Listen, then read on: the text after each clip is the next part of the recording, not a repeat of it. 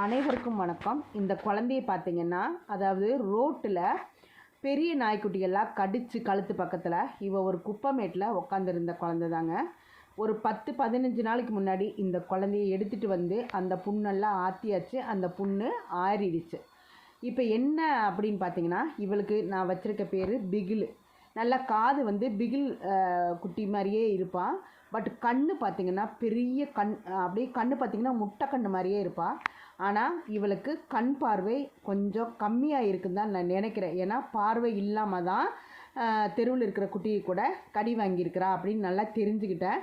But இப்போ வரைக்கும் நான் டாக்டர்கிட்ட கொண்டு போய் செக் பண்ணல. ஏன்னு கேட்டிங்கன்னா, அந்த புண்ணு ஆறட்டுன்னு சொல்லிட்டு இப்போ அந்த புண்ணு நல்லாவே ஆறிடுச்சு. அதை நான் வாய்ஸ் நோட்டு விட்டுருக்கிறேன். பட் இதை உங்களுக்கு சொல்லணுங்கிறதுக்காக அதை எடிட் பண்ணி இதை நான் பேசியிருக்கிறேன். அந்த புண்ணெல்லாம் நல்லாவே ஆறிடுச்சுங்க. இவளுக்கு பேர் பிகிலு. இவளை வந்து நாளைக்கு புண்ணு நல்லா காஞ்சிருச்சு, முடியெல்லாம் முளைக்க ஆரம்பிச்சிருச்சு. டாக்டர்கிட்ட நாளைக்கு எடுத்துகிட்டு போய் இவளுக்கு பார்வை இருக்கா இல்லையா அப்படிங்கிறத கன்ஃபார்ம் பண்ணிவிட்டு உங்கள்கிட்ட நான் கண்டிப்பாக சொல்கிறேங்க. பாவம், ஆனால் கண்ணெல்லாம் நல்ல பெரிய கண், முட்டை கண். அப்படியே நம்ம போனோம்னா நம்மளை விட்டே போக மாட்டா, காலுக்கடியிலேயே சுற்றுவா. அவ்வளவு பாசக்காரிங்க.